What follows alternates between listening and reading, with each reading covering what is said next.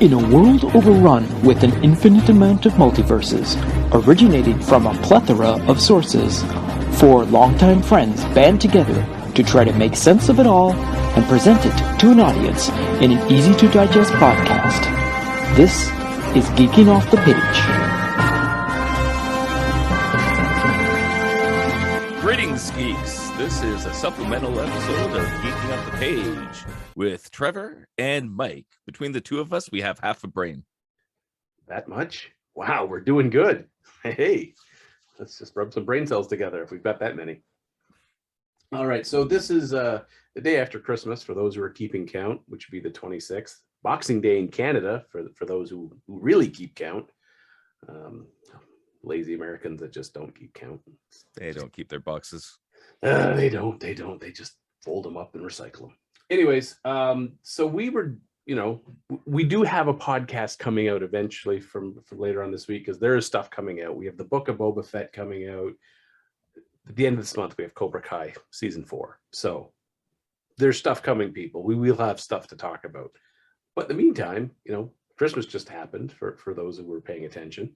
And we were like, well, the day after Christmas, usually there's not a whole lot going on. So let's talk some geek stuff.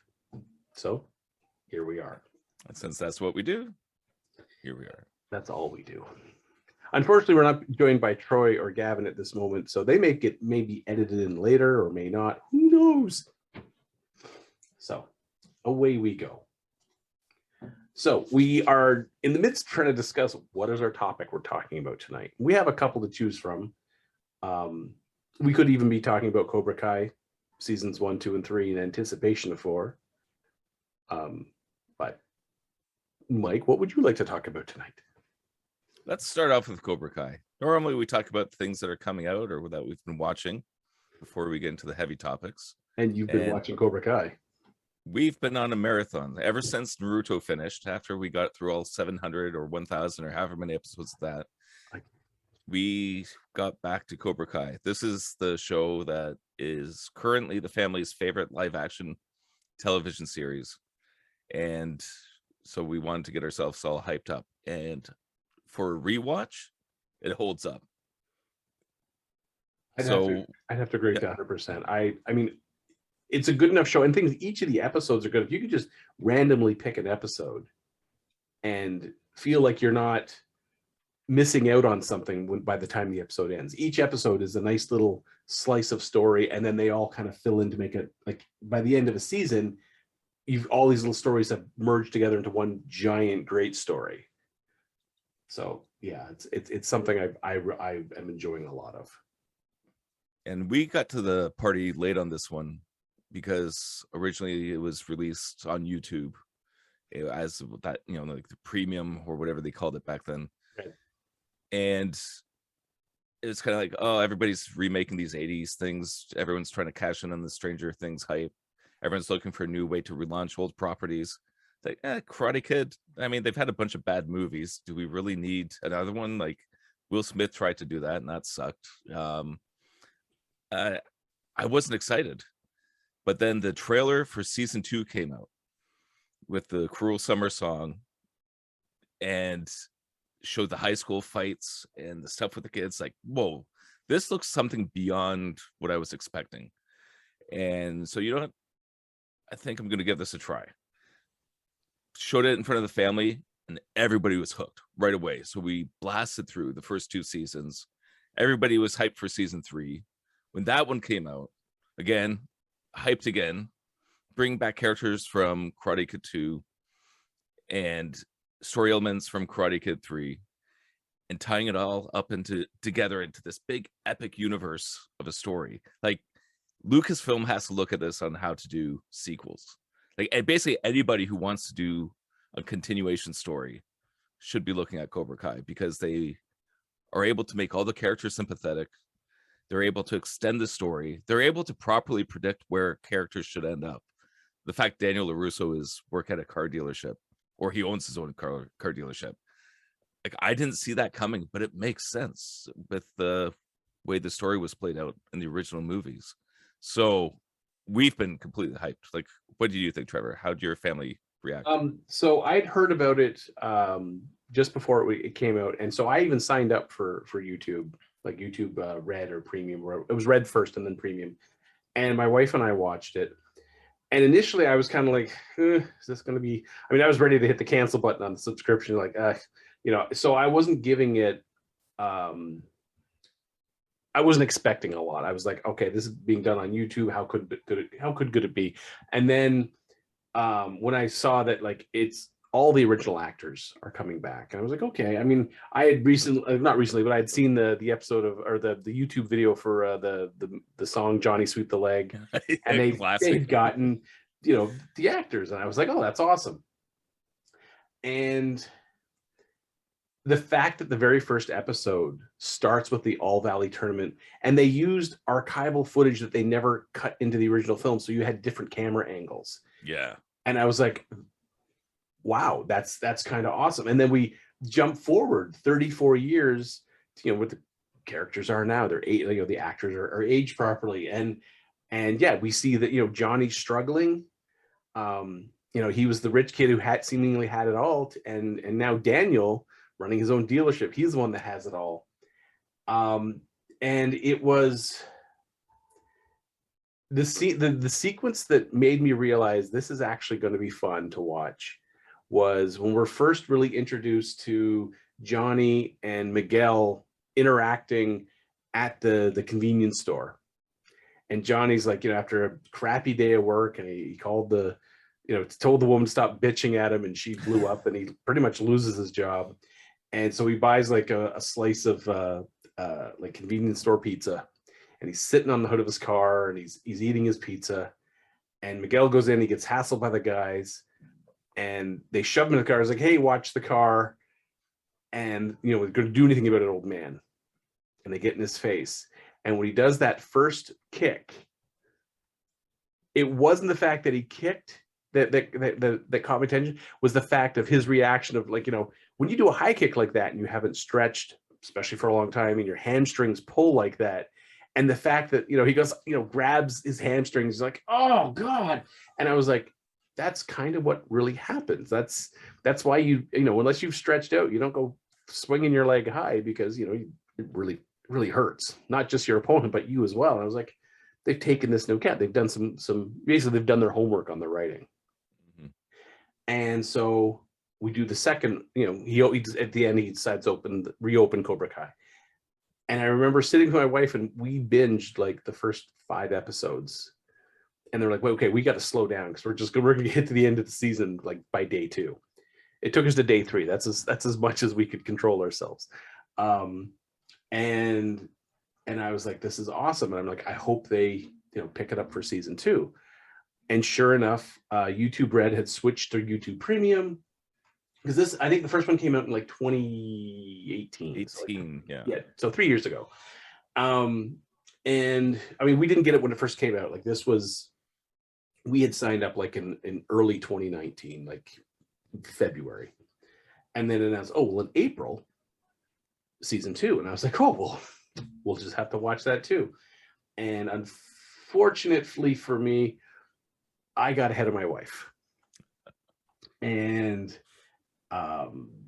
watched them all, especially that high school fight, which was beautiful. That fight was amazing. That fight was beautiful. Like, that's on par with the Daredevil Netflix fight. Yeah, like the hallway fight. Like, it was continuous shots. It was well choreographed. They followed the flow of action as they switched from fight to fight as it went through. And then they're like, oh, well, season 3, we're bringing back some of the. And I was like, please let it be Allie. Please let Allie come back, because they brought back the old Cobra Kai crew, and I'm like, all right, they got to start bringing back others. They got to bring back Allie. And sure enough, season 3, they not only bring back Allie, they bring back Chosen, which was such a great cameo. Yeah. And I mean, when they brought back Kreese at the end of season 1, I was all in. Yeah. The way they end, first of all, that's another thing with the great writing, is they know when to start a story and how to end it. And the fact that Johnny thought Kreese was dead, so to have Kreese suddenly show up was like, oh God. So yeah, when got through episode like season 3, Miguel's, after the aftermath of the high school fight and all that. And just the way, like the ups and downs with the characters, like, one moment Johnny's and his son are on the goods, and then they're on the outs, and Daniel and Johnny's son are on the goods. Now they're on the, and it's just back and forth and back and forth. And when season 3 ended, I was like, don't let it end there. Don't let it end there. And I mean, at this point, Netflix had the reins. They got the reins for season 3. And I was like, please, Netflix, don't screw this up. Mm-hmm. And then when they announced, oh no, season 4 is on the way, and then they did the teaser trailer of Terry Silver, which for those of us who've seen Karate Kid 3 was kind of funny. I was like, bring back Terry Silver. This would be awesome. Are they going to bring back Mike Barnes too, the bad boy of karate? We don't know yet. They have released the season 4 title list for each of the episodes, okay, but you really can't tell anything from the episode title, so we'll just have to wait and see. And the fact that I was reading earlier today, they've already finished filming on season 5. Yeah, filming has wrapped on season 5 before even season 4 has dropped yet. So, and that'll be at the end of this month. So I'm really enjoying this whole. I'm enjoying the seasons. I'm enjoying the entire show as an entirety, the individual episodes. I love the fact who they're bringing in. I just hope for season 5 that, who else are they going to bring in? I'm kind of hoping that they pull some elements from Karate Kid 4, as bad as that movie was. So we'll see. Yeah, I mean, yeah, that's the thing, is you could do that. My son was telling me he heard that they're shooting part of it in Puerto Rico. And that's really interesting, because as soon as he said that, we might get some Karate Kid 2 vibes if it's Johnny and Miguel going back to their home country and have to deal with, proper criminals in the same way Daniel had to. Yeah. Like, there's so much stuff you can do with the story, and the way the writers keep pulling those elements, like they stay true to the original source material. They do. No matter how cheesy it is. Like, my wife keeps talking about, oh my God, that's so bad, or like that kick was bad, or that punch was bad, or that acting was bad. But that cheesiness is part of the flavor. Right from the films. It's right from the movies. And like, you can't not have that. Yeah. It works for some reason. I mean, I'm really impressed with all these kid actors. The kids that are in this show are phenomenal. The kid who does Hawk, Eli, absolutely spectacular. I love the way he goes from the insecure geek to the badass bully, and he's sometimes even in the same shots, just subtle stuff with his eyes where it's like, I'm the big tough guy. Then he second guesses himself and just like kind of gets intimidated. Yeah. It's he realizes that sometimes he's putting on a role of being the tough bully when, sometimes he may not have everything he needs to back it up. Hilary Swank, that's what I was thinking. I hope for season 5 they bring in Hilary Swank in some way, kind of tie all the movies together. Yeah, because I've never even watched that one, because Daniel's not even in that one, right? But it was Miyagi's taught her, right? Yeah, Miyagi, and it was, movie's terrible, like absolutely goddamn terrible.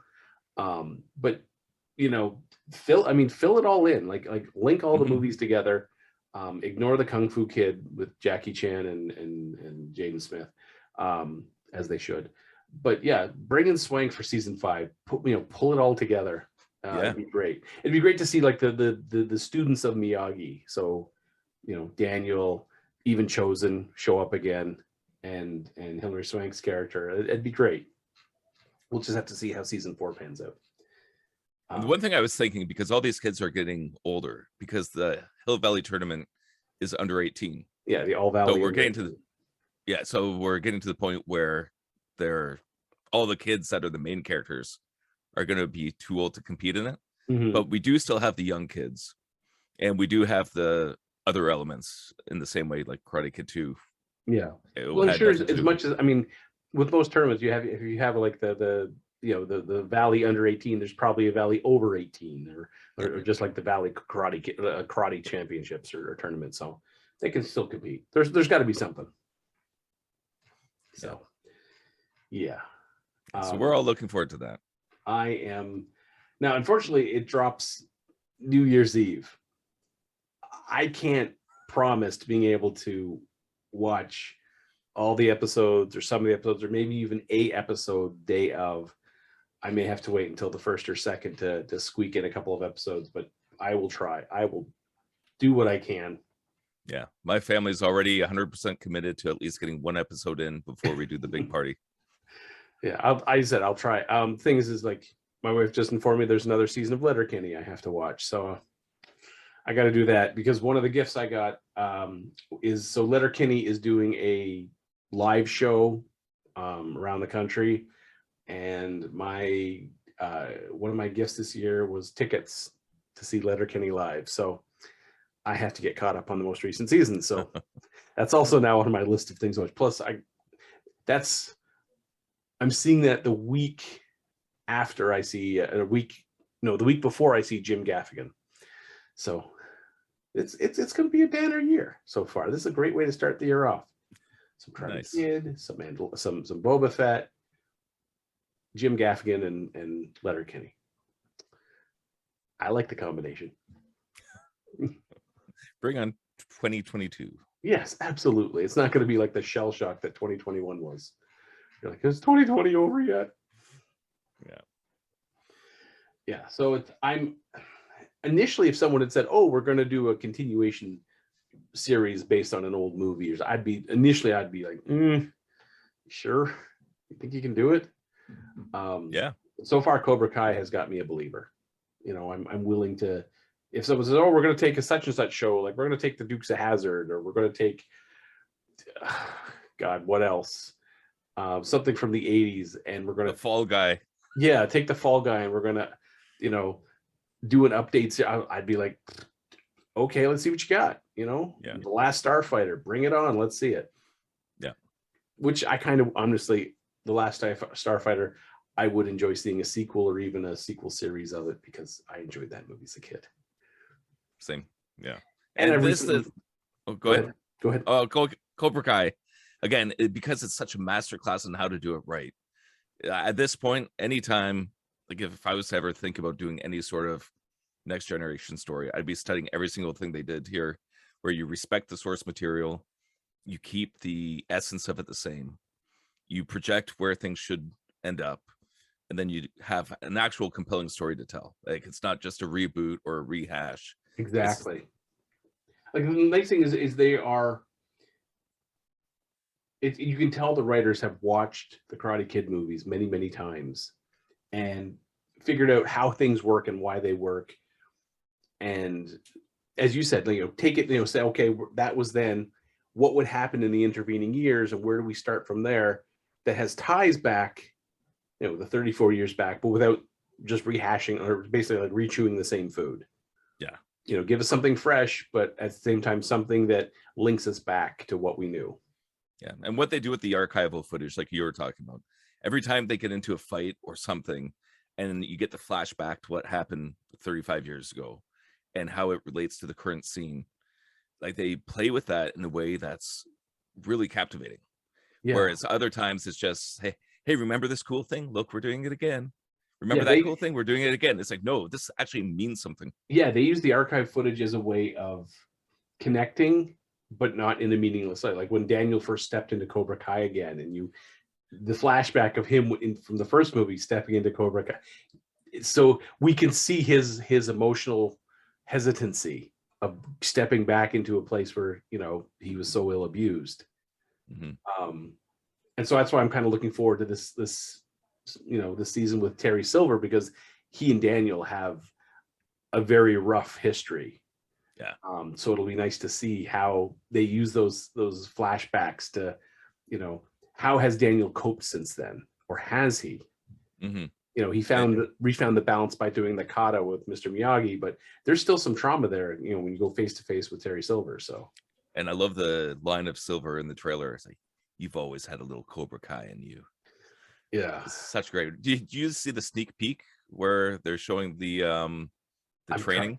I'm trying not to. I don't want to spoil any of it for me. I see the little thing come up. I'm like, nope, not clicking that. Because if I click it, I'm going to go down that rabbit hole, and I don't want to spoil it for myself. Well, it's not too much of a spoiler, but I'll tell you one part of it. All where it shows Johnny and Daniel training the kids together. So all the kids are polishing the cars, wax on, wax off. These are the fundamentals. you can never have too much training on the fundamentals. Then you see Johnny's kids. It's like, that's right. Get this car nice and clean. Pull those cans out of the back. And then if the change between the seats, it's mine. But you just see the conflict. It's just such a contrast in teaching styles, and they're going to have so much fun with this next season. Oh, God, it's gonna be good. Oh yeah, I hope that's in the first episode because I want to see that scene now. Yeah, I've been enjoying this whole roller coaster ride. I really can't wait for this next season. It's going to be awesome. And I like the fact that the first season came out in May, second season April. The last two seasons have been, like last season was January 1st. These guys, New Year's Eve. Like, it's not like I had nothing to do New Year's Eve. One thing that was funny with the rewatch is season 3 ends at Christmas, and we watched those Christmas Eve. Mm-hmm. So it's kind of funny because we're doing the Defend Your Role best Christmas movie that's not a Christmas movie and all that kind of stuff. But the fact that end of Cobra Kai season 3 is not a Christmas show, but it was all at Christmas. So that was a pleasant surprise. The timing of that just worked out perfect, that we got the Christmas episodes right before Christmas. Yeah. It's I thought about that of like, it's kind of, unfortunately it's not a movie, but it's definitely Christmas themed in a way.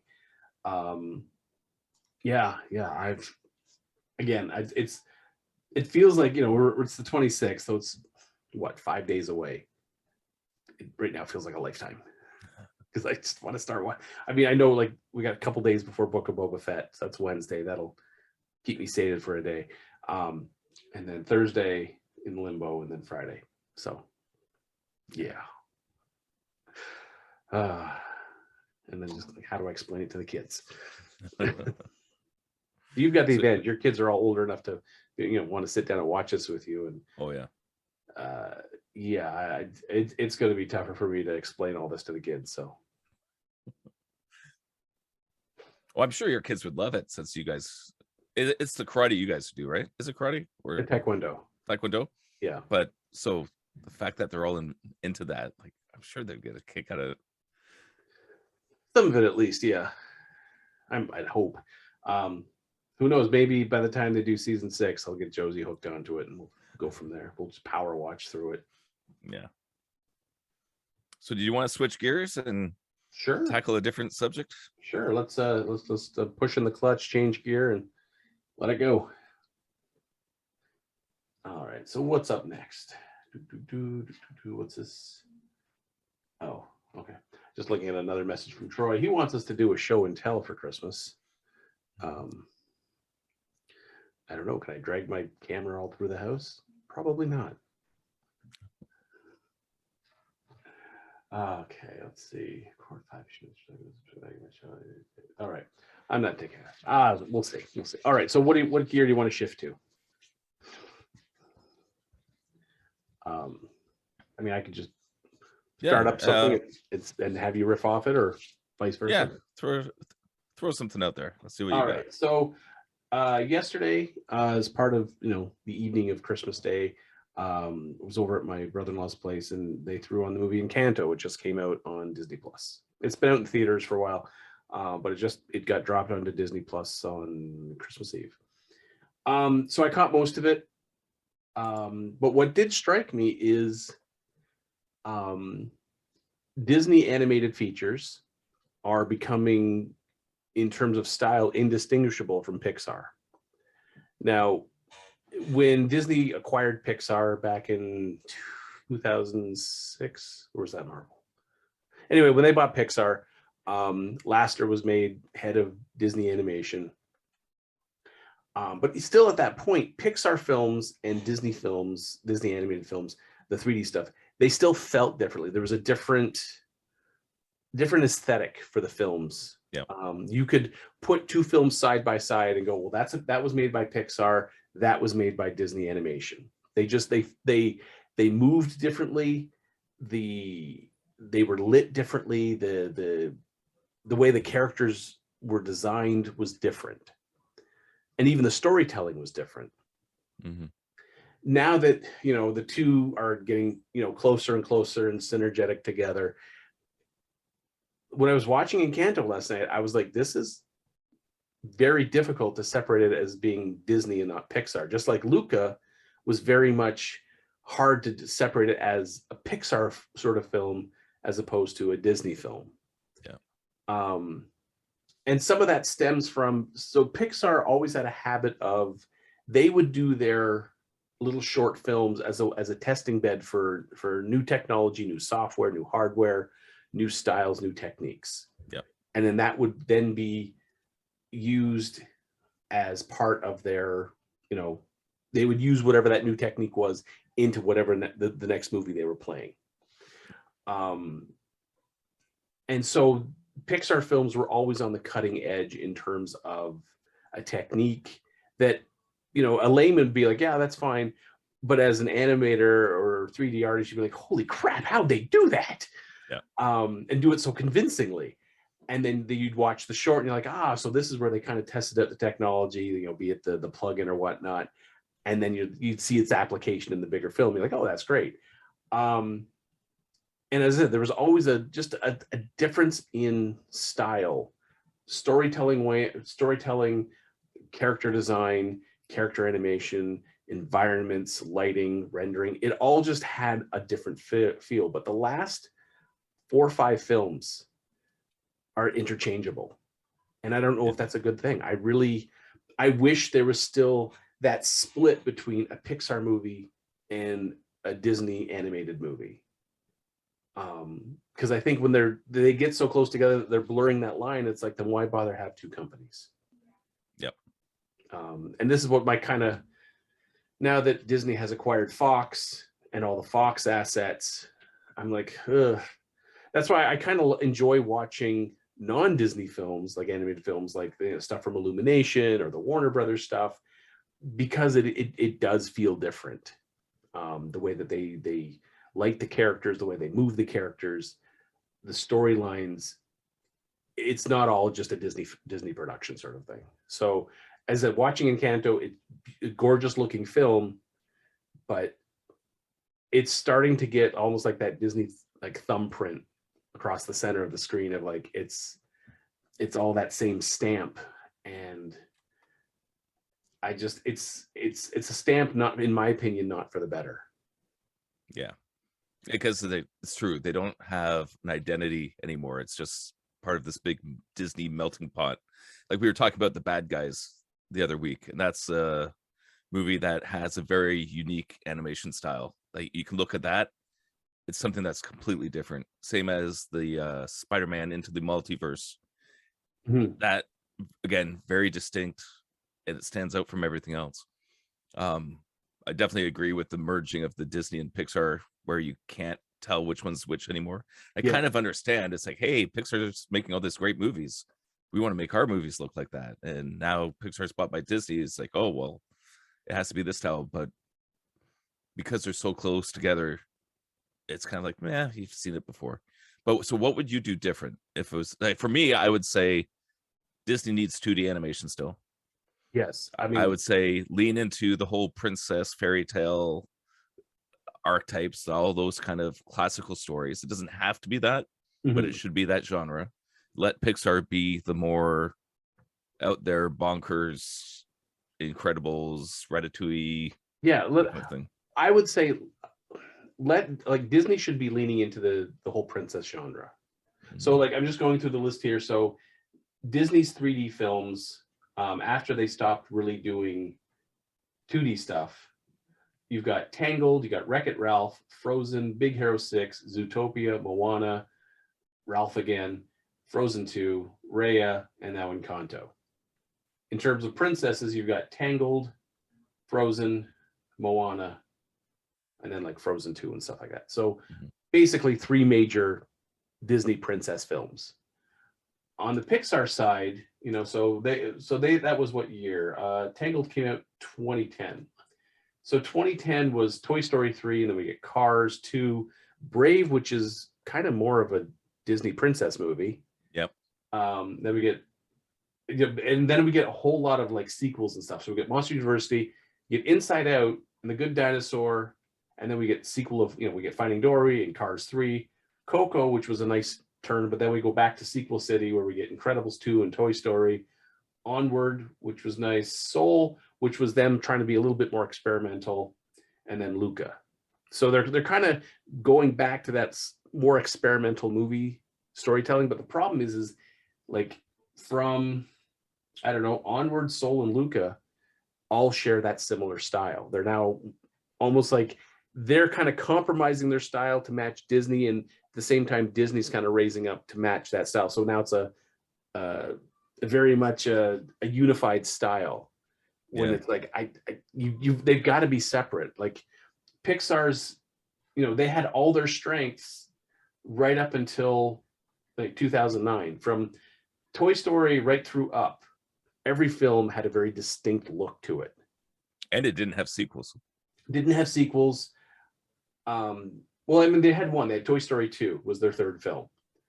But each film had a very distinct look, a distinct message, distinct way of moving the characters. Then we started getting like, Disney buys them. And now we have Toy Story 3, Cars 2, Brave, and then as I said, we jump into Sequel City.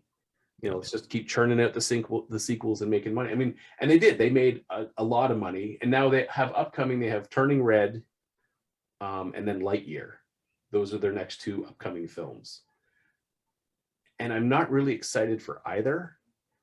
I mean, I'll see them, but it's not making me like, ooh.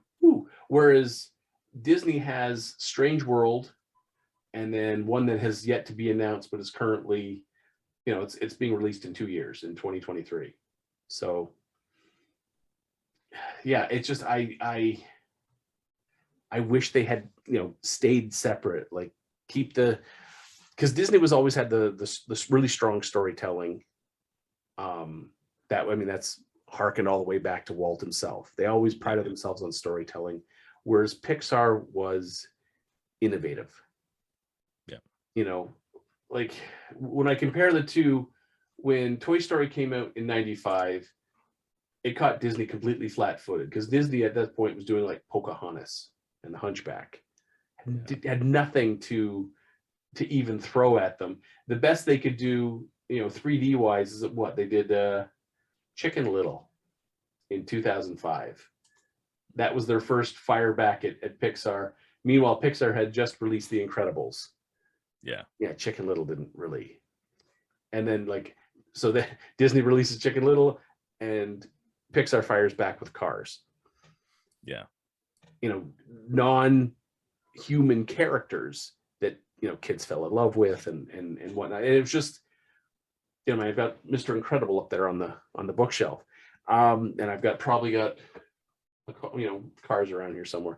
So that was the big thing back in the day, is that Disney, they had that princess corner, or the princess market cornered, right? They were selling the dresses and the toys and all that, but they could not figure out how to get boys interested in these movies. And they took a couple stabs at it. It's like, we got to figure out how to sell toys to boys. And meanwhile, Pixar is just stomping all over that market. Oh, they were. I mean, if you look compare the two, Disney's like their version of boy films. You've got Treasure Planet. Yep. Brother Bear. They tried Chicken Little, Meet the Robinsons, Bolt. They were all over the place trying to, throw shit at the wall and see what sticks, because they just could not get the boy market for toys. Meanwhile, Disney princess dresses flying off the shelves. I mean, my kids have quite a few of them. Yeah. They just could not get it to go. And even more recent stuff like Big Hero 6, Zootopia, Moana, Wreck-It Ralph. None of my boys, or none of my friends' kids who are that are boys, are asking for this sort of stuff. Like maybe Baymax, but that's about it. Yeah. Flip over to the Pixar, and it's just like, I mean, monsters and bugs and cars and superheroes. My son just got a Wall-E and just loves it. Like a Wall-E and Eva, and yeah, he's in love with it. And Cars, God, I can't count how many and then like Buzz Lightyear and all that other sort of stuff. So yeah, I think when they made Lasseter head of both Pixar and Disney Animation, he needed someone to say, we've got to keep these two separate.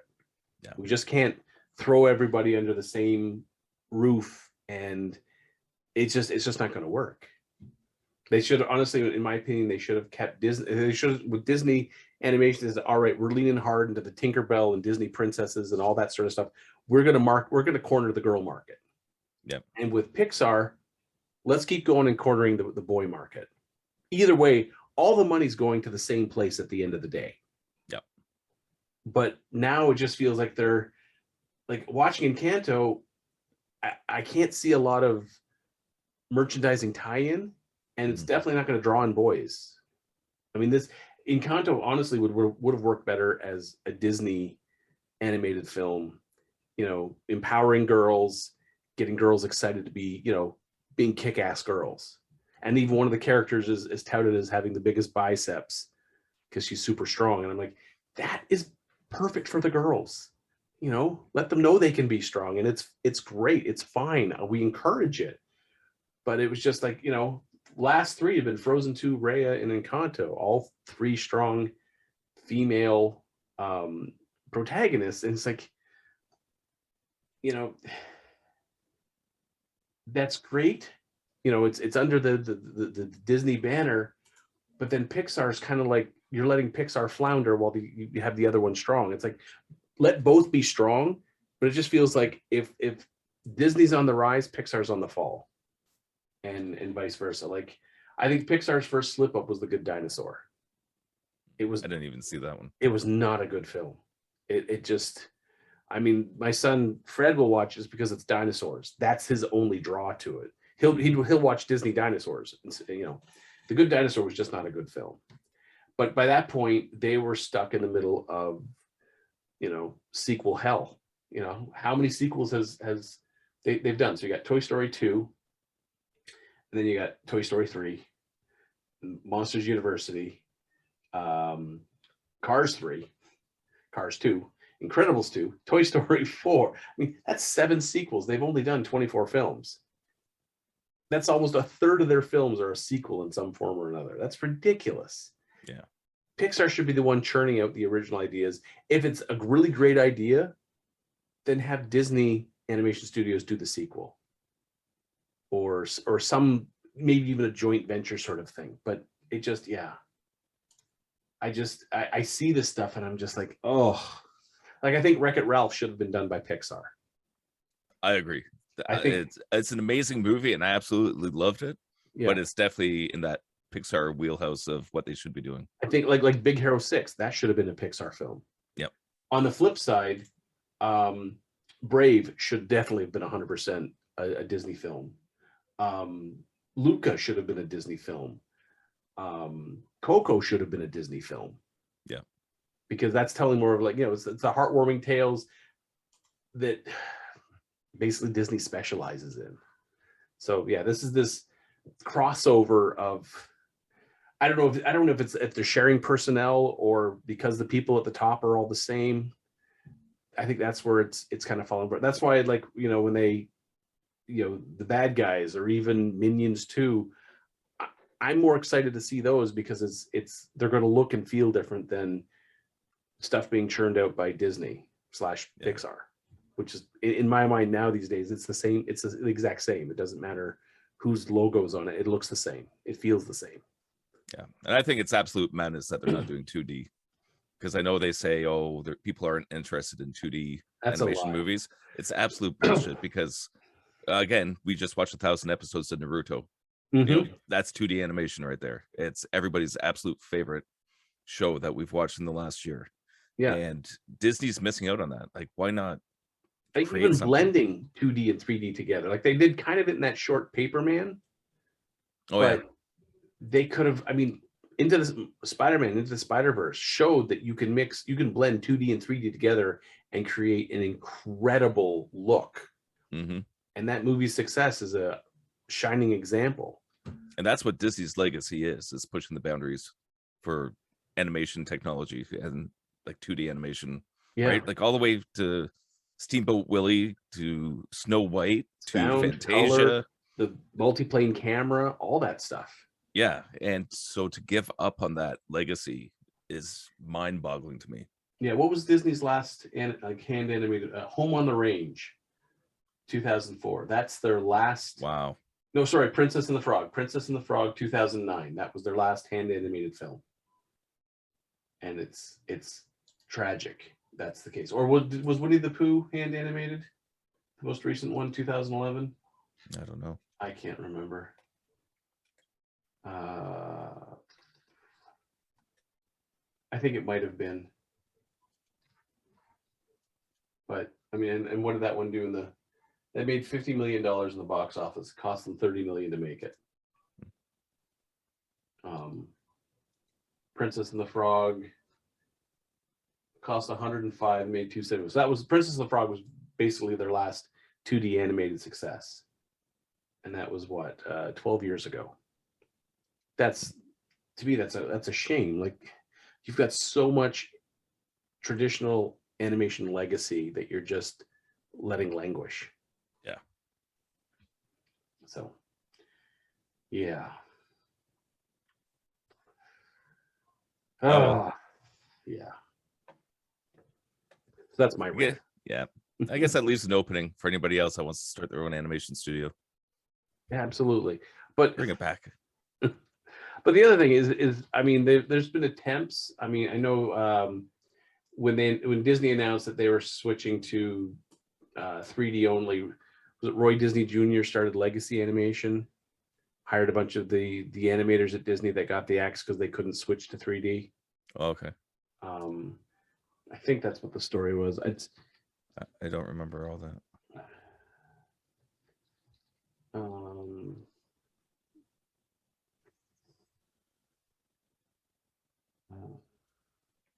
I type up Legacy and all I get is the stuff from Unity.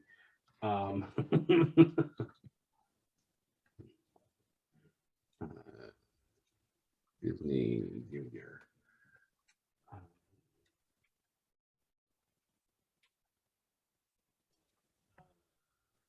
Yeah, it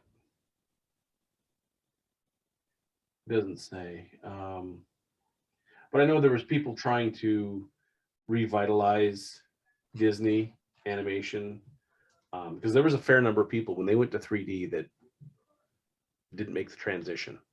Yeah. And they got hired at different places if they could, but it was a big deal when Disney said, all right, we're dumping the 2D division. And it was like, you're just shitting all over a legacy. Now, I mean, I could see probably they're looking at their bottom line, like a hand animated film costs more money to make.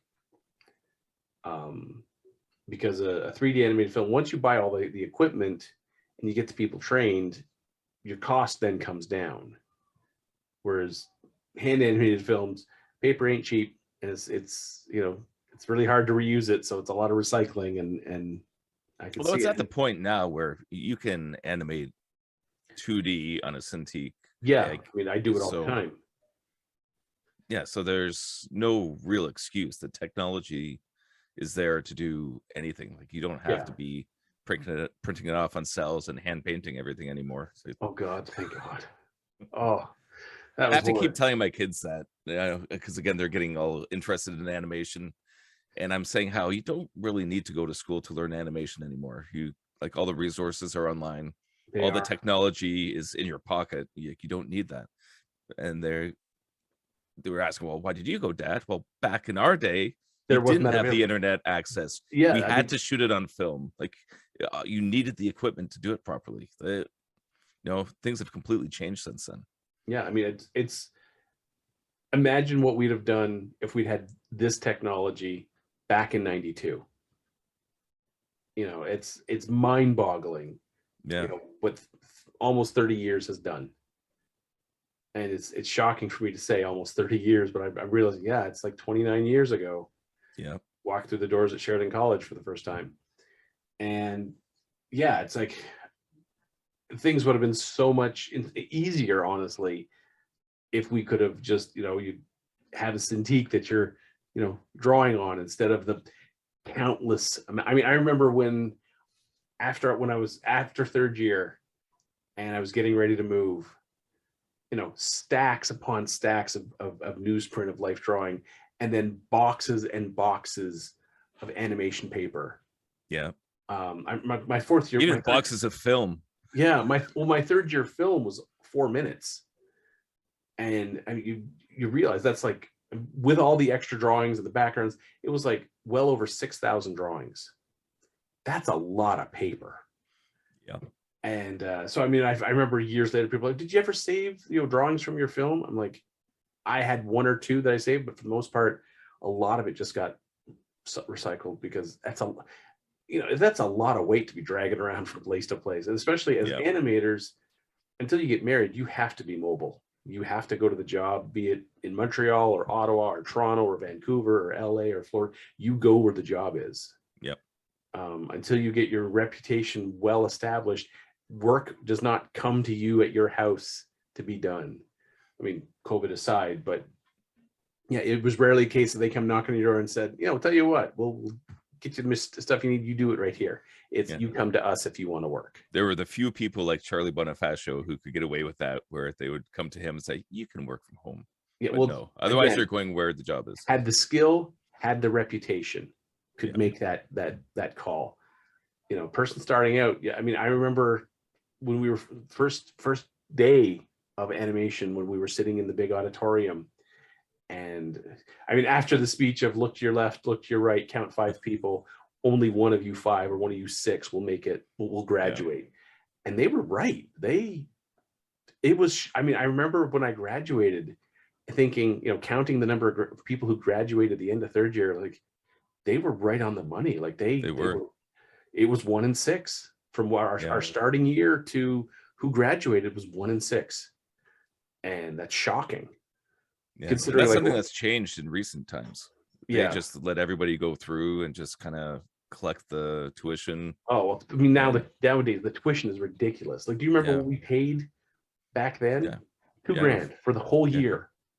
8 months was $2,000. You can't even take a class for that little. Yeah. It's what, $25,000 now? That's ridiculous. So yeah, I mean, if your kids are looking to get animation, there's so much you can learn online that you don't have to pay these ridiculous tuition fees. Mm-hmm. It's mind-boggling. I mean, as I said, I wish we had these resources back then. I probably would not have gone to Sheridan. I probably would have done it all online and been just as happy. Yeah. The only benefit nowadays would be to meet up with people who are like-minded. Mm-hmm. But again, because there's so many other outlets for that. Whether it's online groups or comic conventions or, film showings or whatever. Like there's ways to network. Yeah, there's ways to network and make those connections. But yeah, it's tough. Like I think about, like, for especially now, kids starting out going to college, taking animation and thinking, I'm gonna go work for Disney or go work for ILM or go work for this place or that place. It's tough because, like, when we were doing it, there weren't a whole lot of schools offering animation at all. Yeah. Now it feels like almost every school offers some sort of media or animation program, and then there's all the online schools as well. Yeah. So like when one job comes up, like in our day, there might be 200-300 people who would apply for one job. Yeah. Now a job comes up and they have thousands, and not just locally, internationally. You've got schools all across the world that are, cranking out students who need a job, and job comes up, especially at one of the companies that are one of these dream jobs. I can't imagine trying to sift through that many people. Yeah. Like one of my jobs at one of the studios I worked at was artist hiring. So we would go through, I remember it was like every Thursday we would sit down and go through all the portfolios, and some were still on VHS. A lot of them were on DVD. And honestly, we'd put it in, and if within the first 30 seconds, there wasn't something there that caught us, it was eject, next one, because we would go in and we'd have a stack of like 60, 70 DVDs and a stack of VHS tapes. And we're like, we don't want to be here all day. We're budgeted to do a half day of going through the material, and then we would give the names to HR, and they would contact people for interviews. Mm-hmm. Because in the morning from 9 a.m. to noon was going through resumes and portfolios, and then from 1 p.m. to 4 p.m. we were now interviewing the people from the previous week for anyone who were called in for a person interview. And there was one time where so I had missed the morning of the previous week. I think I had a dentist appointment or sick or something. So when I came in for the afternoon, you know, during the lunch hour, I'm quickly reviewing the portfolios of people coming in, and I came across one portfolio. I'm like, well, that's very familiar. All the life drawing was mine. A good chunk of the character designs were mine. I also recognized some stuff from Troy Quayne and other people from Sheridan. And I'm like, holy shit, who is this person? And according to their resume, they had graduated Sheridan in like 2001 or 2002. And they were just living in the Ottawa area. And I'm just like, wow, this will be an interesting one. And so I threw in their portfolio reel, like their demo reel. And I watched the whole thing during my lunch hour. And I'm like, let's see, that's my fat jump from computer animation. Because we had to hand animate, like Mark Simon made us hand animate all the assignments first. And then we could apply it in 3D. And I'm like, that's because I did a Batman doing a jump, like a standing broad jump. And I'm like, that's mine. Wow. And so guy comes in and I haven't said a word. And the thing is I went home during the lunch hour because I only lived like 5 minutes away from the studio. So I drove home, grabbed my portfolio, just sitting in my closet, gathering dust, brought it back. I have it sitting beside me. And the guy sits down and they start talking to him. And he's like, yeah, I've been, doing a lot of freelance stuff and worked here and worked there. And he had his portfolio and he opened it up because he initially had sent us this little, like an 8x10, portfolio booklet that had maybe 5-6 pages or something like that. So he had the full portfolio, but all of the images they had there was no originals. It was all photocopies. Okay. And, I remember he's flipped to the life drawing and I'm like, 1 second. And I reach down and I pull up my portfolio. I'm like, here's the original of that one. And his face just goes, just like you see all the color in it of his face. Wow. And I'm like, yeah, I mean, in fact, all of the life drawing you have in there, I have the originals right here in my portfolio. Is there anything you want to say? And he just closed his portfolio, zipped up. And he's like, and I'm like, oh, don't worry. I'll be contacting all the other studios in the area. Just use your own work. Stop trying to use other people's work. So yeah. And I was just like, and the guy beside me, he's just looking at me like, what the? Because they were all set to hire this guy. He had the contract there. We were going to finish the interview and he was going to slide the contract to him and see if he was going to sign because he was going to start Monday. Wow. No. So yeah, that was. Makes you wonder how often that kind of stuff happens. I remember. Do you remember Miguel? Yeah. Miguel. I was trying to think of. I think it was at Nelvana. Some guy came in with a portfolio, and it was a large, like Miguel in third year did a lot of ink and brush life drawing. Okay. It was very distinctive. Mm-hmm. Because he was tired of using Conte and he wanted to, and Jerry let him basically use any material, like any sort of medium he wanted. So he was doing ink washes with a big wide brush and it was gorgeous stuff. I mean, Miguel was always a fantastic artist. Mm-hmm. And so Miguel was saying, yeah, I think he was working on like backyardigans or something. And this guy was applying and he happened to see this guy's portfolio and there's Miguel's ink wash stuff. And he's like, what the? So he told one of the recruiters, like, that's mine. That stuff in his portfolio is mine. Obviously, the guy did not get the job. But yeah, I just, and sometimes I guess it runs rampant. Like I remember when we were in third year, and someone had stolen a bunch of Troy's backgrounds off his wall in second year, because he had done a Frankenstein's laboratory, and there was a huge perspective mistake on the table that Brian had made note of, and someone had taken that location design and traced it off and added some of their own elements and changed some elements, but the table still had the perspective error. And it was like you could take the two drawings and lie one right over top of the other, and all the main lines lined up. Like there was yeah. So I remember that one. Story. I remember that one, and Troy was furious. You know, you can, as he put, you can take inspiration from my stuff. Just don't take my work. Try to pass it off as yours. And the only thing that really clued people in was the fact that the table had that perspective error, because he joked about it, that, you know, he'd been trying to get it out so quick, he didn't double check his work, and then it was such a boneheaded error that the table was so off in perspective to the rest of the room. And Brian made fun of him, as Brian would do, because he'd put all the images, like everyone's pictures on the floor, and then he'd be like, "Oh, look how terrible that one was. Does everyone see how bad that is?" And he ridiculed Troy on that one, and Troy was like, "Oh yeah, okay, yeah, laugh it up." And then to see someone else use it was, but he put it on the wall because he liked everything but the table. So that was Troy Quinn, right? Yeah. I remember that was my first experience of people, you know, plagiarizing other people's work, and I was just like, how could you? Because then if you're asked later to do something similar to that, are you gonna like pull it off and kind of like use it as your own reference? Like if you can't do it initially, then don't pass it off as yours. Like, this just makes no sense to me. So I went on a way tangent there, didn't I?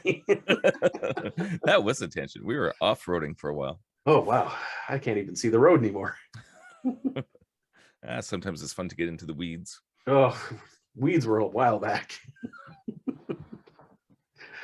Yeah, it's funny. Like, I mean, because I talked with parents who are like, my kids are interested in animation, and I want to steer them away in some ways, because this is not like, you know, back in the 90s when there were more jobs than people.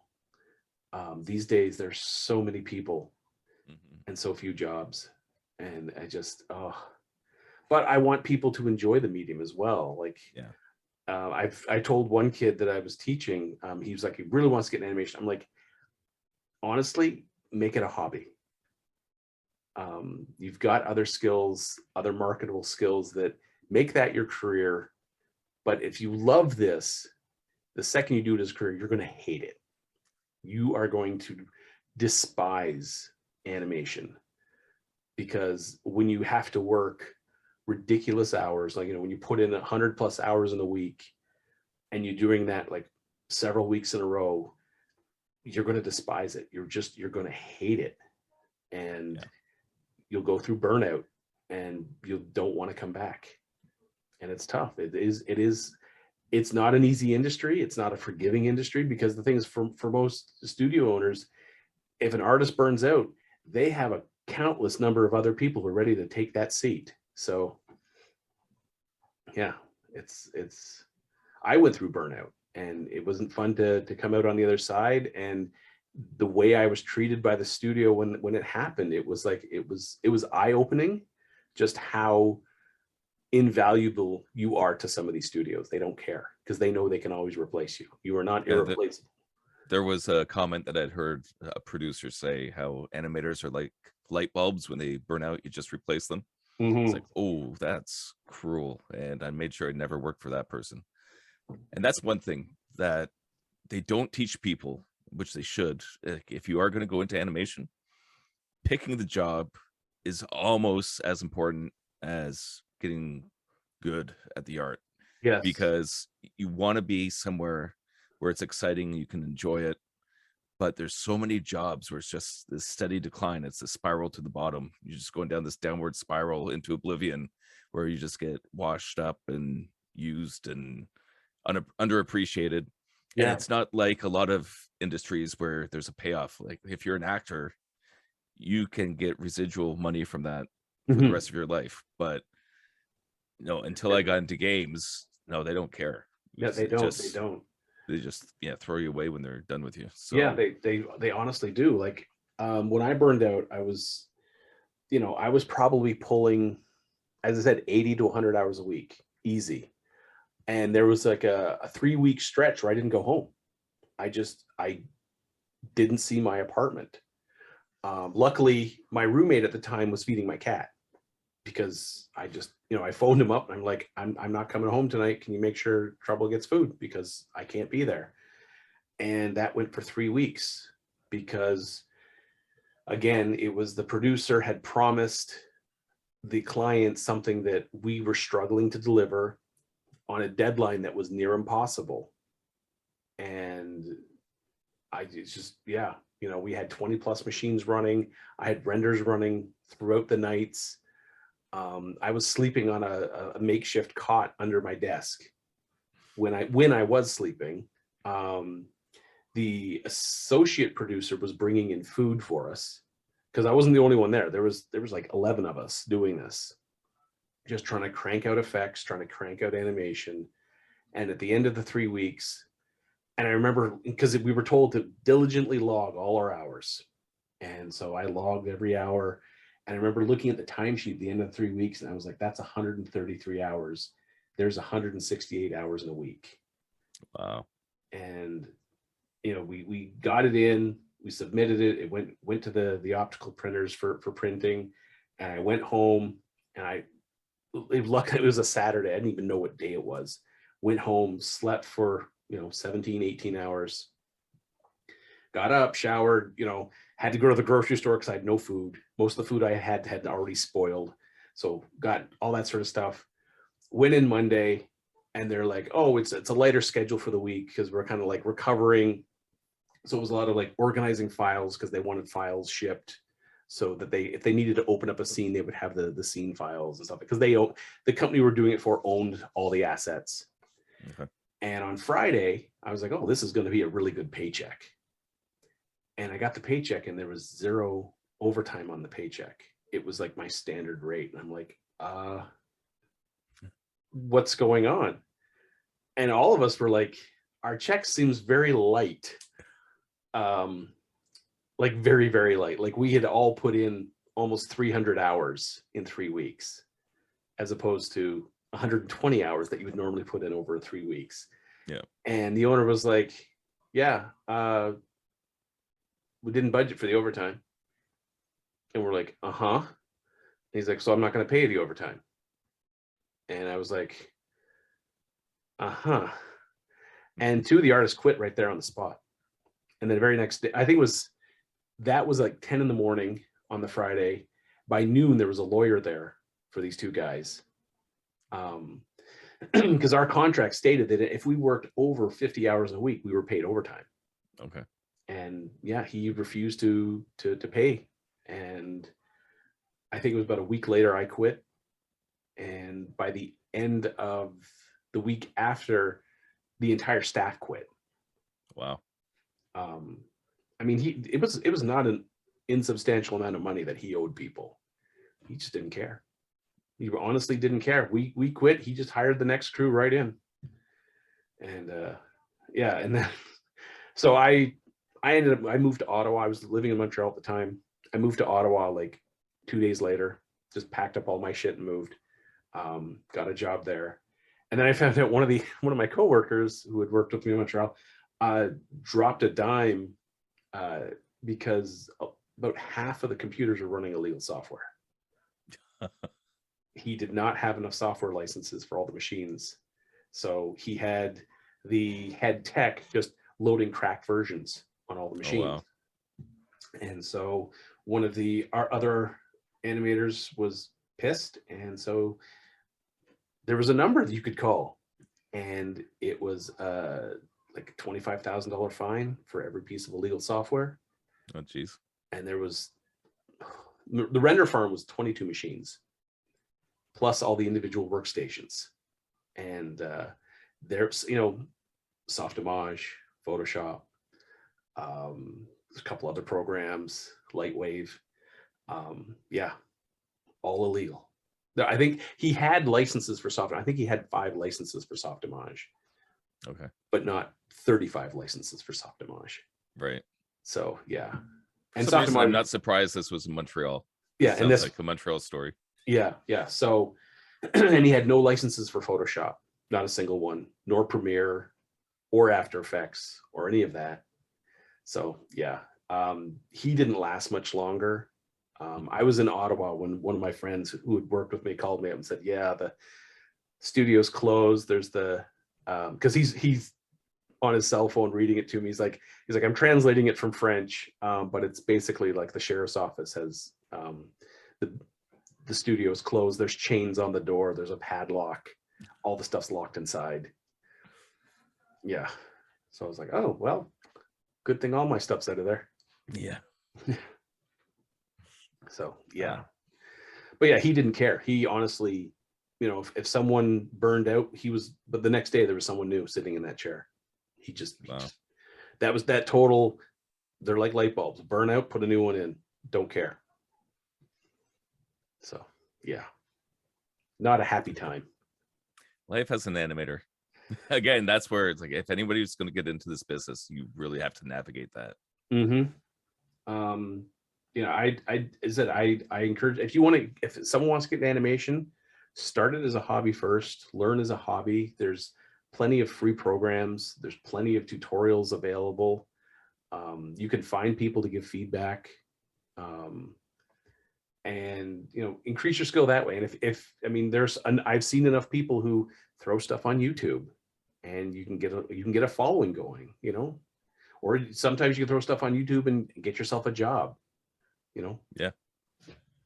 You don't and have that's the thing. At this point, diplomas and stuff don't really matter. Yeah. With anything in the arts, it's primarily your portfolio. If you can do the work and you're good, yeah, you don't need all these bachelor degrees or anything else that a lot of these schools are offering. It's your portfolio, and then it's your last job gets you your next job. Yep, and people you know. Yeah.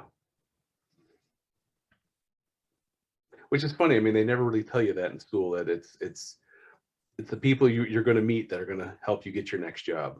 Yeah.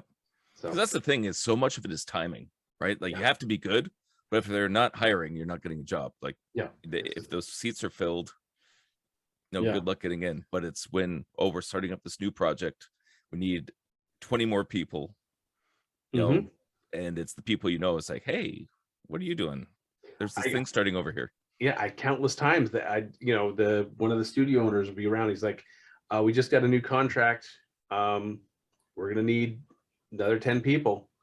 If you know anybody who's in around, even if they're working somewhere else, if you think they're good, give me their names. We'll give them calls. Yep. Sure enough, I'd be like, oh, I haven't seen you since for 5 years, and they're like, yeah, I just got a call from the studio, and the place I was working was crap anyway. So it's like, well, there you go. Yep. So yeah, that was a fun animation rant. That was good. Feels good to get that off my chest. So yeah. So if you know anyone who's looking to get in animation, steer them around. I honestly, I wish that we had the same sort of, not really mentorship, because we had mentors, but people that kind of like let us know, what we were getting into. But the thing is, at the same time, I don't think they knew what we were getting into, because I do remember Charlie talking about the cycles of animation. Like, there'd be high spots where everyone's got jobs, everyone has got jobs, everyone you don't know has got jobs, and then there'd be famine points where maybe 1 out of 10 people have a job. Yeah. And the industry was working in cycles and cycles, and then we started going on the uptrend in the early 90s, and where it should have started to peak and come down, video games happened and then kept that peak rising. Yep. And because we got in at the weirdest time. Yeah. Like we were at Sheridan when Lion King came out. And Jurassic Park came out and stuff like that. And Toy Story. I remember when Pixar came and showed us the in progress Toy Story animation before it was rendered. Yeah. It's like, how do they expect to do an entire movie with computers? And this doesn't even look that good. Like, what the hell are they thinking? Yeah. And then the movie came out, and it's like, oh, I guess Oh, that's well, what that's they were what they were thinking. thinking. Holy crap. Yeah. Yeah. And I mean, by the time we graduated, we should have been feeling that downturn. And Especially with all the Disney spin-off stuff like Disney Toronto, and it's like, we're yeah, making all these movies and they suck closed. and we're closing it all. Yeah. So yeah, you would think, yeah, that would be an absolute collapse, but But just it was kept the going. video game industry kind of pushed it back up again. And then the computers, you know, all suddenly all the effects companies are like, oh, we got to get into computer effects now. It turns out we need meat in the seat. So let's hire some people as well.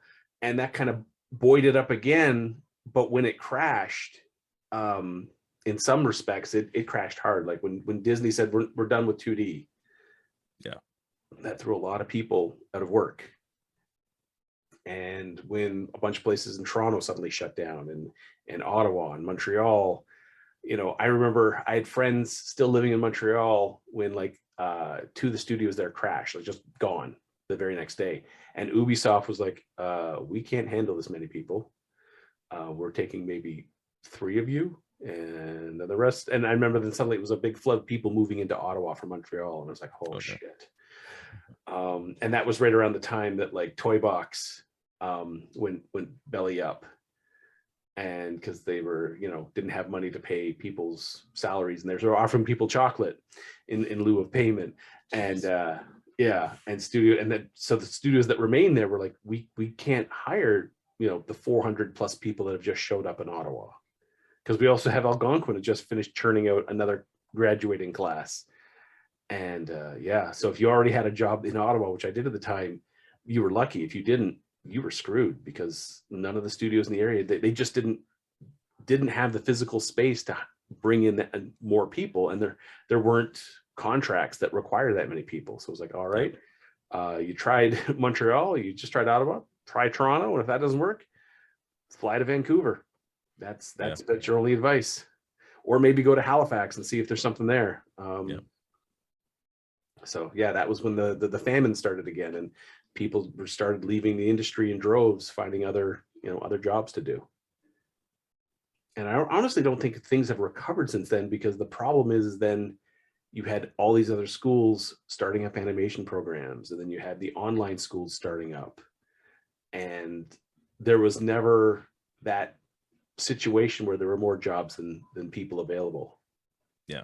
And we're still in that situation. And the biggest problem I've found, at least as far as the Hollywood stuff and effects and things like that, is they keep trying to cut costs and cut costs and cut costs. So they keep outsourcing. So you don't have the big powerhouse effects companies in the same way that you used to, right? Like you could go to a Sony and you're set for life, or you could go to an ILM and you're set for life. But because they outsource everything, all these little satellite studios are trying to get the contract by getting the lowest price, and then so it's a race to the bottom, because it's absolutely scraping by the skin of your teeth. I'm just trying to see here. So like Digital Domain, started by James Cameron back in the way long ago. Did more movies than you could shake a stick at. Let's see, 94 they did like True Lies and Interview with a Vampire and stuff like that. And then they went through quite a few financial issues, and they're still around, but I just actually saw it on was it Dune that I saw? No, it was Spider-Man No Way Home, because I was sitting through the credits, and it's now Digital Domain 3.0 is the name of the company. And they're doing Morbius, they're doing Doctor Strange, stuff like that, and they do a lot of they had a fair amount of television stuff. They did stuff on WandaVision, but they also work with a couple of India companies doing effects for India films. But they went through a couple iterations where Digital Domain kind of floundered, and then they came up as a different company. Lacewood and Amberwood, wherever it was called at that time in Ottawa, did that many times. they'd be like, oh, it's Lacewood Productions, and then they close. It's Lacewood Studios, Lacewood Animation, Amberwood, Amberwood Pictures, Amberwood. They just kept closing and opening, closing and opening, closing and opening, because they were cutting costs left and right. And a way to, avoid lawsuits and whatnot is you simply close the studio, go bankrupt, and then open up the very next day as a variation of that name. Same people in charge getting the next contract. Yeah. And yeah, I mean, that whole thing with the hiring thing that like ILM and DreamWorks and all those companies had about not poaching other people's people and price fixing salaries and stuff like that. Like that would still be going on unless that memo had been found and leaked. Like that'd still be happening. I had friends that also worked in Montreal where they sat in the same desk. They worked for 3 different companies that year because they kept changing it. Even though it's the exact same desk, exact same computer. Same management, probably, same people. Changing it. Yeah. Yeah, in Ottawa, I went through, I think it was in the space of 2 months, the company name changed twice.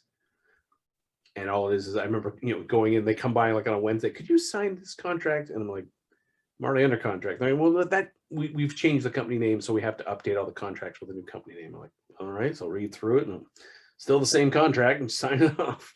It's like, oh, well, they changed the name on the title head there. Okay. Yeah.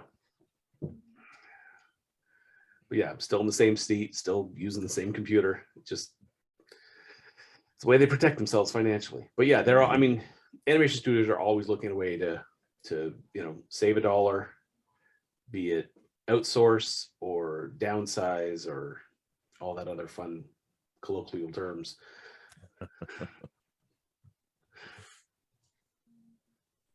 So yeah, anyone listening to this, I don't want to chase you away from animation, but at the same time, just be aware of what you're stepping into. If you're looking for financial stability and security, this might not be the place you want to go.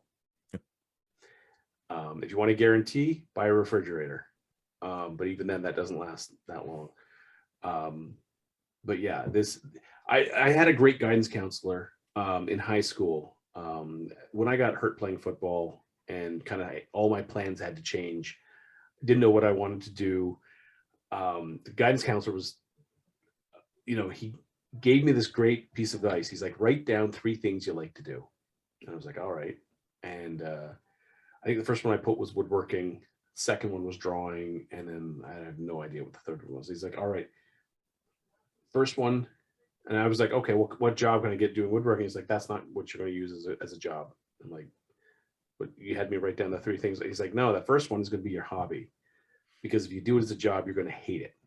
So I was like, all right, so second one, so drawing. And then I went through an exhaustive search of all the different drawing jobs. Illustrator and animator were 1 and 2. I was like, oh, okay. And then eventually I did a tour of Sheridan and whatnot. But it was just a great piece of advice. I mean, I still like to do woodworking.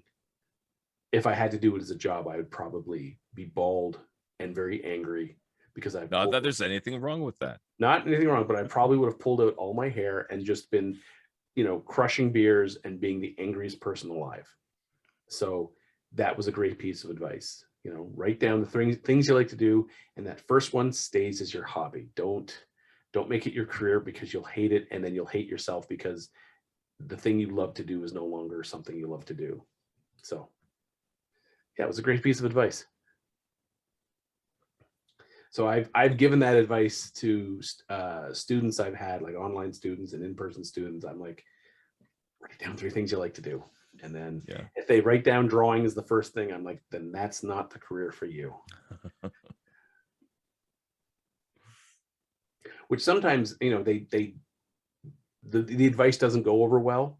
So like, well, but I'm taking lessons. It's what I want to do. I'm like, it's just advice. You can take it, you can leave it, you could, but I'm just telling you, this is how it's worked out for me. And yeah, if you love drawing this much, it'll be a tragedy if you grow to hate it, because this is how you put bread on the table. Yeah. I got to say, that's one reason I was interested in getting into computer animation, because after 3 years of Sheridan, the joy of drawing was starting to get sucked out of me. Mm-hmm. And so the comic book side of things, the pen on paper, that's something that I want to keep sacred.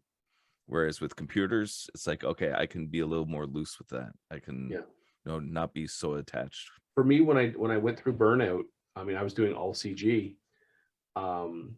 When I stepped back into animation, I went I was doing hand drawn, like doing posing and stuff like that on Katie and Orby in Ottawa for Boomstone, and it was so much fun to be able to draw again that I was glad I was nowhere near a computer. Because honestly, at that point, if I hadn't gotten that job, I probably would have completely changed careers. Because I was just so burned out of sitting in front of a computer at that point. Yeah. And that reignited my passion for drawing. And I had so much fun with, so that when I had to then step back to being in front of a computer, I didn't mind. Right. But I think that's what saved me from going crazy and doing something entire. Like I was ready to pump gas, wash windows, collect garbage. It didn't matter. I just did not want to sit in front of a computer and do art in any way, shape, or form. Yep. I was so over that. So, so yeah, I could definitely see the whole, because yeah, I mean, after Sheridan, I was ready to not draw for a while, which was good, because I went from that directly into computer animation, and I was like, look, I don't have to draw as much anymore. This is great. And then burnout after a hellish ride through that. So. Yeah. So what do you think? Is there any other topics you want to discuss, or? Let's see. We've done Karate Kid. We've done animation. We definitely did some animation. Oh, we definitely did. Yeah. I don't even know how long we've been recording for. Let's see. I kind of want to save cosplayers versus film costumes when we have more people, because that's always fun when we do the comparison, and that is much more visual. We have to show what we saw on film versus what some of these cosplayers doing, and why isn't Hollywood not paying attention? Like, I think that would be fun. That's one where I'll need to get like a reference folder together and kind of come prepared for that one, because I've definitely got a collection.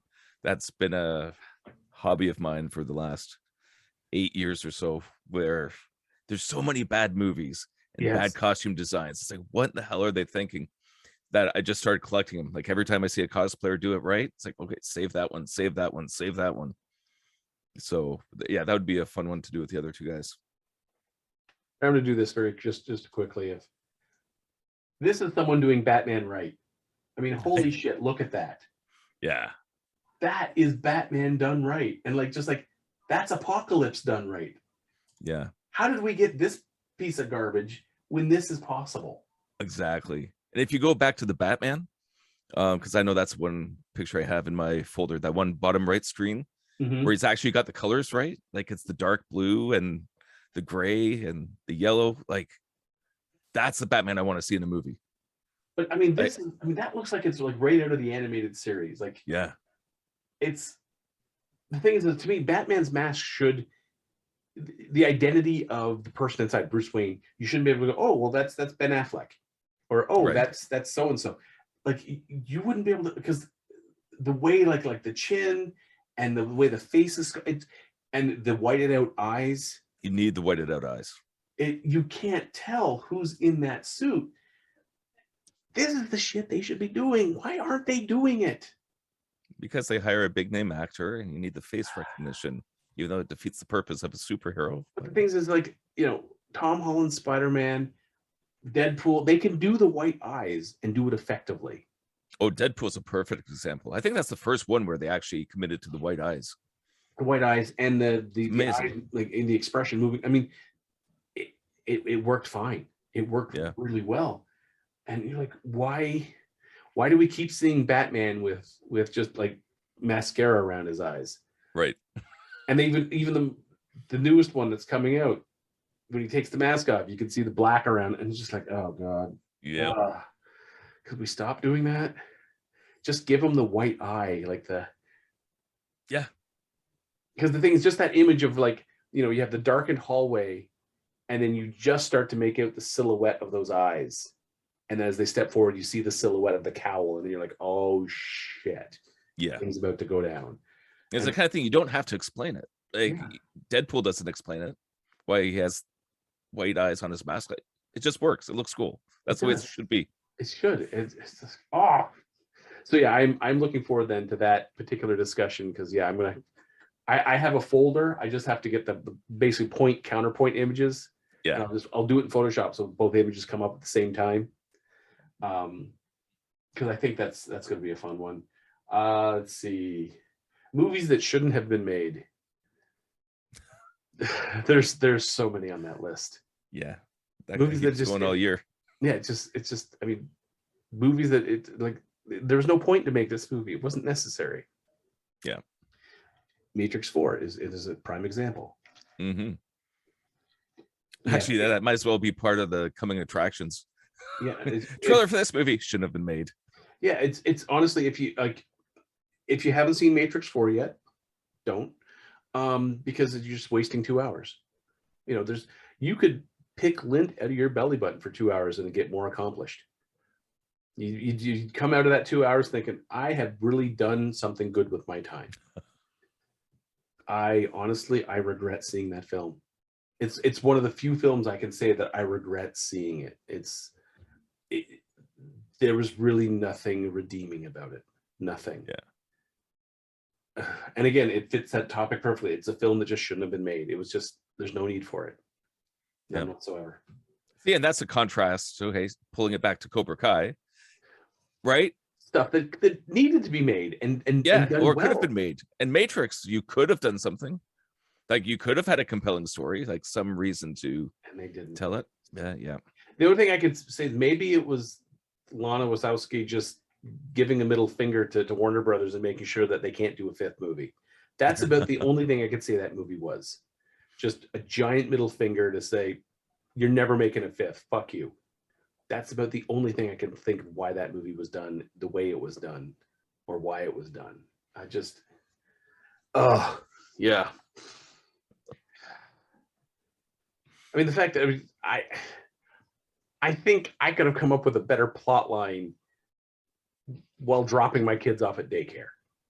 Like, honestly, I just thought, here could be a plot line for our 4th Matrix movies and how we'd bring back Keanu Reeves and Carrie Ann Moss. And it would have been leaps ahead of what that piece of garbage was. Yeah. Well, we already got into a little bit in a previous podcast. Like, I always thought as soon as you saw the yellow code, that's like another layer of the Matrix. And but you start getting into the Inception, like dream within a dream within a dream.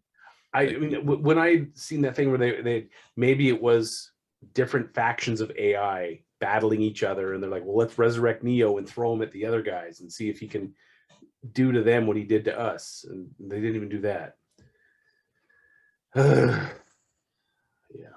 Well, I still haven't seen it, and I don't plan on it. Don't honestly. Anyone who asks, I'm telling them don't waste your time. It's not worth it. And it's not like, oh well, the effects are mine. No, you've seen all of these effects before, done better, done elsewhere. Go see it elsewhere. So yeah. I am looking forward to the Star Wars conversation though. Rewriting Star Wars. I'm looking forward to that too. And we'll have to see how we're gonna tackle that one. If everyone has lots to say, it could be just film by film, or how would you approach that? Would you do film by film, do you think? Knowing what I drag on too long? I don't think film by film is going to work, because some of the stuff I have to say, the changes I make in the film affects that whole trilogy. That's a butterfly effect. So if I just talk about that film, then unless I'm talking next to get us into the next film, it's not going to make, some of the stuff's not going to make as much sense. Mm-hmm. Yeah, maybe trilogy by trilogy. Like, let a person grab a trilogy and go. The other thing is, do we do it in the order that the films were released, or do we do it for starting with the prequels, the original, and then the sequels? Yeah, I would go chronological order on how they were released. Okay. Because to me, that makes the most sense as far as, because if you're going to start changing things, it would be, unless your point is, I would have started with the Phantom Menace. It's like, okay, well then. I wouldn't discuss it. I would still release them in the same order release, but the thing is, I'm also going to, when I discuss Star Wars, Empire, and Return of the Jedi, the level of technology is going to be when they did the re-releases. when George went in and played again. So we'll have computer effects and stuff we can do there. Yeah, that's where I'm going to start with those so that we can, if I was making the movie at that point, like back in the late 90s, Okay. what I would do, because now I know I've got computers I can play with and stuff like that. Although I am a firm believer in miniatures and practical effects. Yep.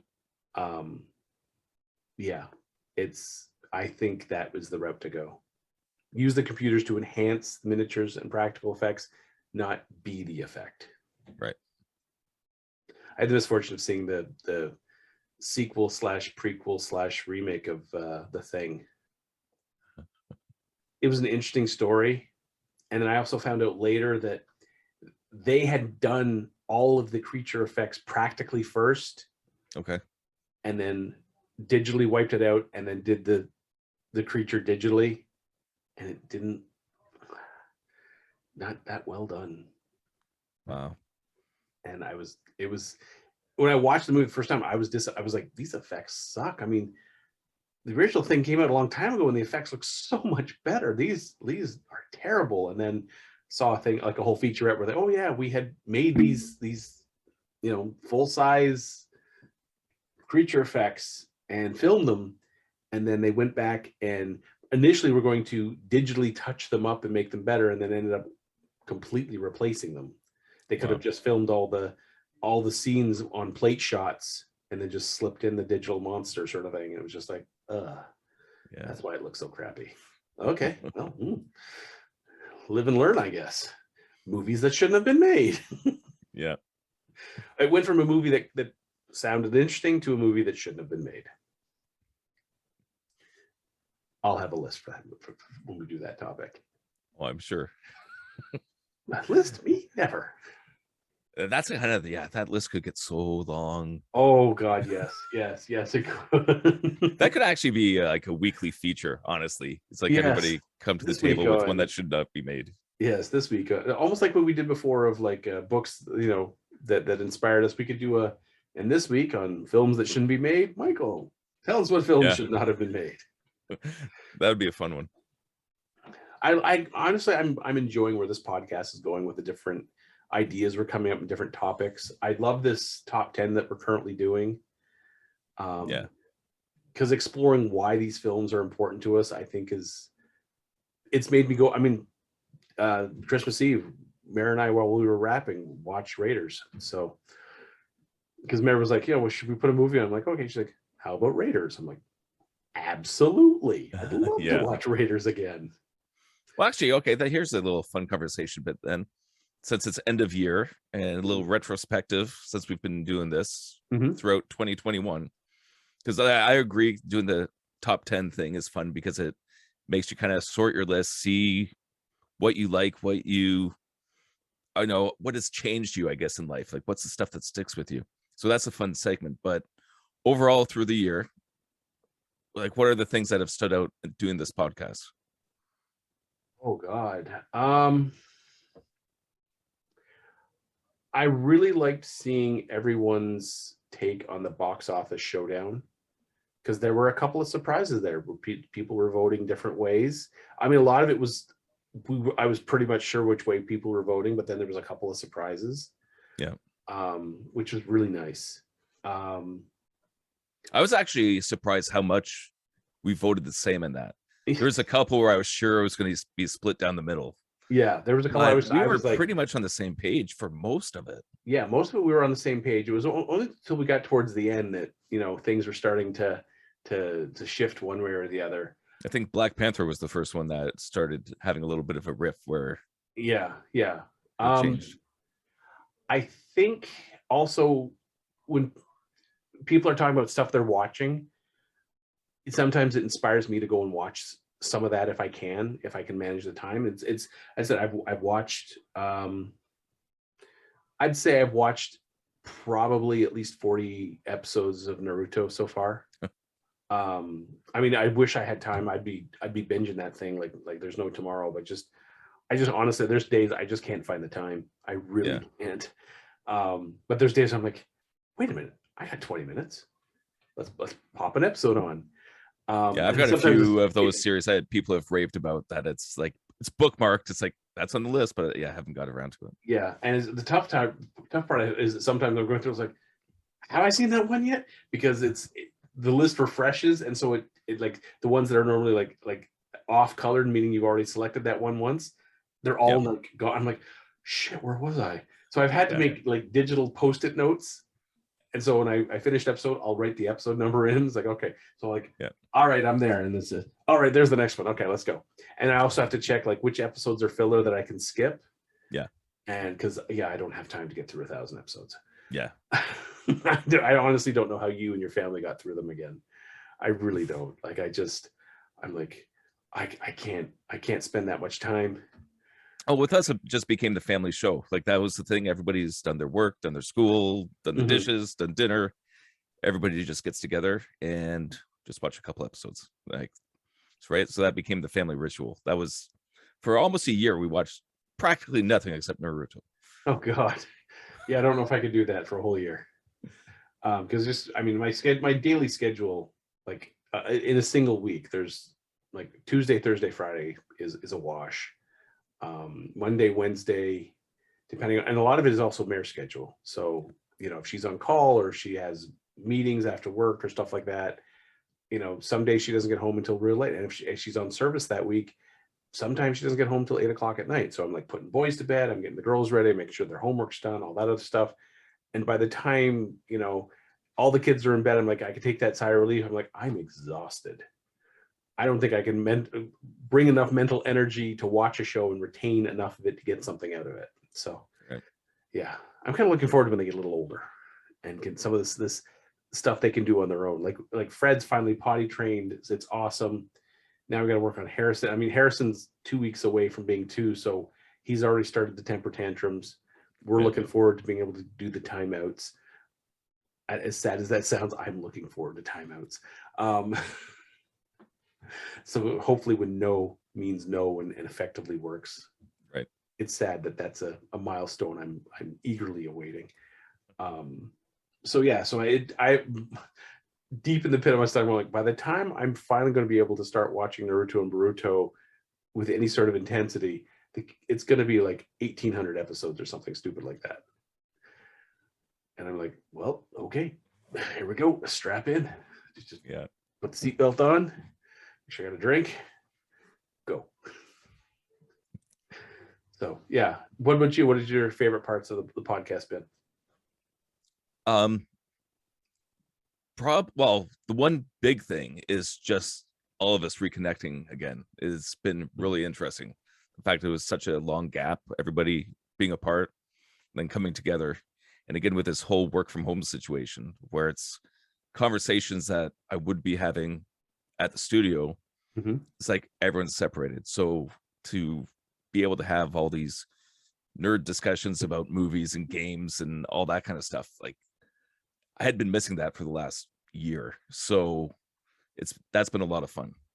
And being able to pick up where we left off, last time we saw each other in person, that's been a lot of fun.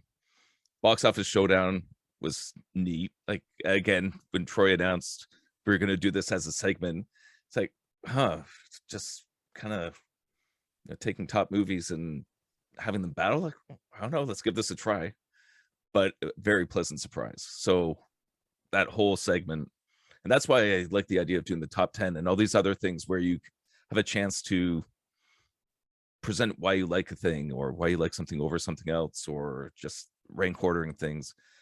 Again, because it gets a little bit deeper and philosophical and you can start picking things apart. So all that stuff's been a lot of fun. I would say those are my favorite segments. I like our discussion of Wizards was fun. I had a lot. That was great. Yeah, and I want to do more of those kind of things too. Yeah, it's stuff like that when we were 19, 20, would we have had a discussion like that? I don't think so. I don't think we would have. I don't think that would have been a topic of conversation at the table in the Freak Pit. It definitely would not be an hour-long discussion. No. But if now, anything, it's like you're going to get a Subway sandwich and and now that we're older and theory wiser parents, it changes our perspective dramatically. So I love these sorts of discussions. It's like, how especially because thinking like, how would I have, what would my answer have been 20, 30 years ago? Mm-hmm. Far different. I mean, you even said when we were 20, we're the heroes of our own narrative.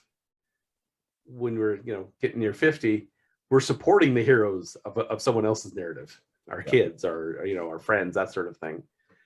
And it's a shift that as a 20-year-old, I never would have anticipated. Right. I would, I never would have said, "Oh, I'll happily be the old Kenobi." No, I want to be Luke Skywalker. Damn it.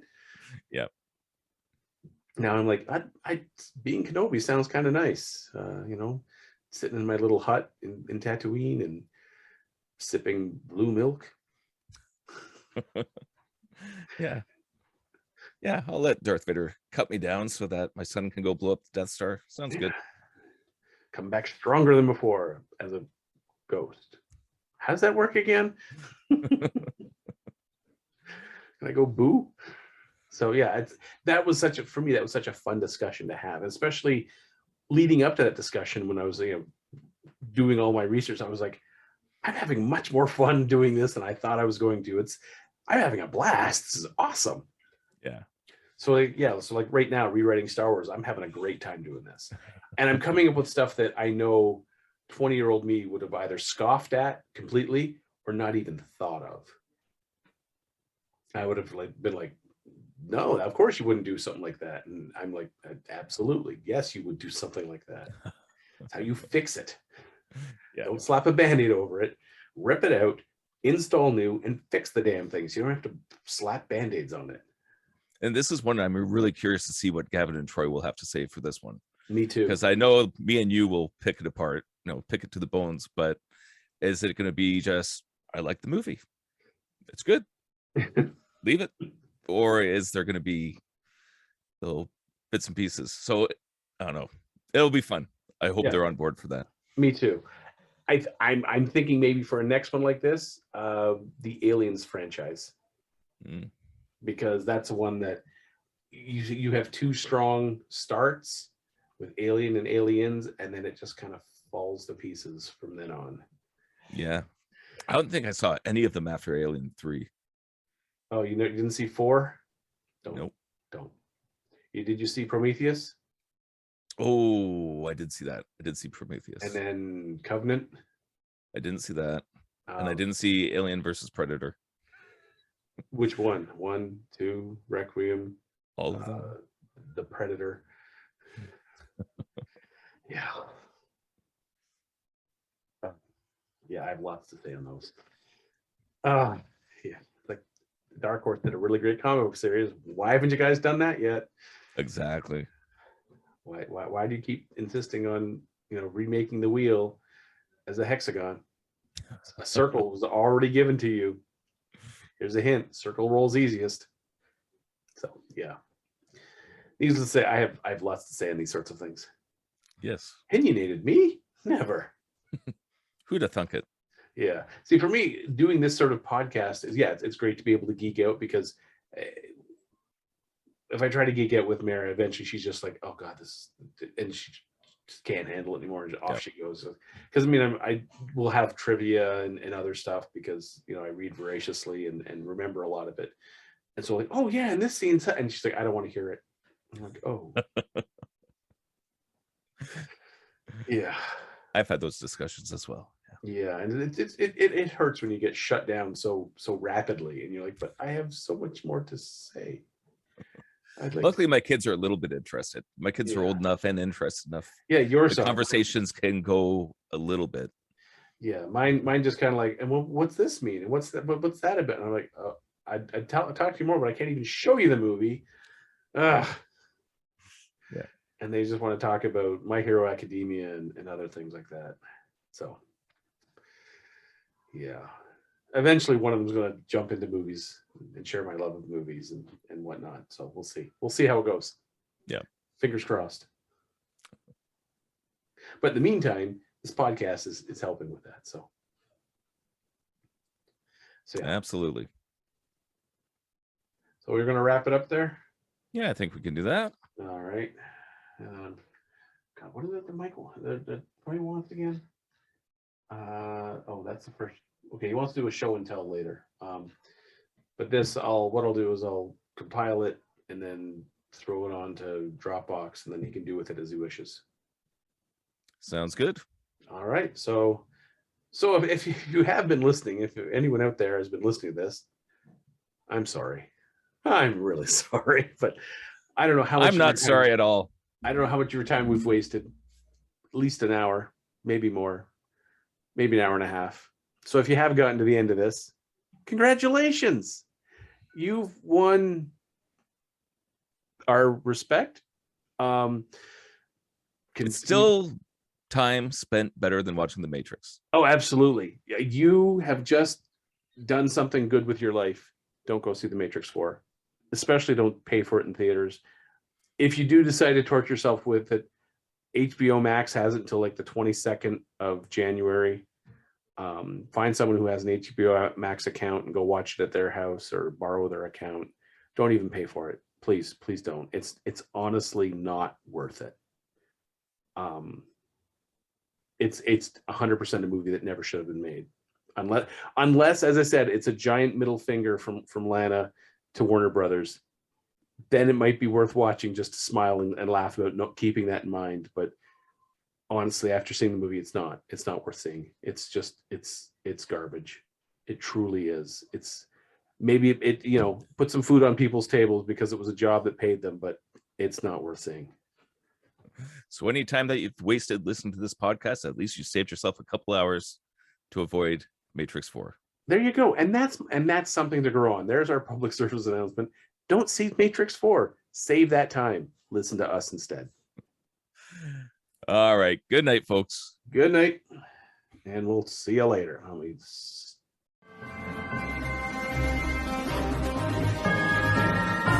You have just been listening to Geeking Off the Page with your hosts, Mike Kitchen, Gavin Burbage, Trevor Brown, and Troy Bowman. Please be sure to like, subscribe, and share.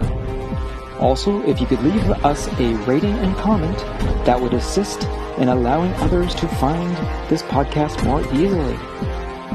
You can follow the podcast on the following social platforms: Instagram and Twitter, search for @PlanetGeekPod, all one word.